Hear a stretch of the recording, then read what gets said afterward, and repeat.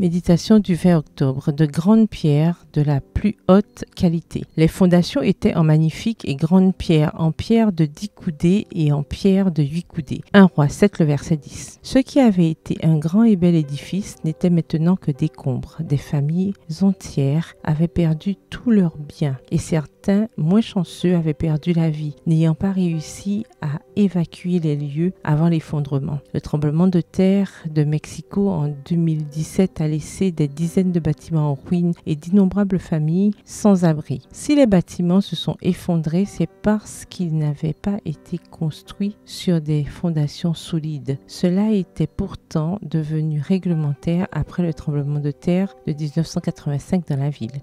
Mais bon nombre de ces bâtiments n'avaient été que rénovés, ce qui les avait rendus beaux en apparence, mais pas du tout à l'épreuve des séismes comme celui-là. Cela vaut-il la peine de poser de bonnes fondations? Le texte biblique d'aujourd'hui attire mon attention. Avez-vous remarqué la qualité des pierres avec lesquelles elles ont été construites? Une qualité supérieure. Salomon a construit la maison de sa femme avec les meilleurs matériaux possibles et de gros blocs pour les fondations. Pour construire un foyer, il est impératif de le bâtir sur des principes solides. Investir dans de petites pierres et des matériaux bon marché reviendrait à construire des bâtiments élégants qui s'écrouleraient aux premières secousses de la vie. Dans le foyer, Dieu devrait être la plus grande pierre sur laquelle les parents construisent. Cela vaut la peine d'investir du temps dans le culte familial, les jeux en famille, les loisirs dans la nature, la participation au culte. Cela vaut la peine d'envoyer les enfants dans les écoles d'église,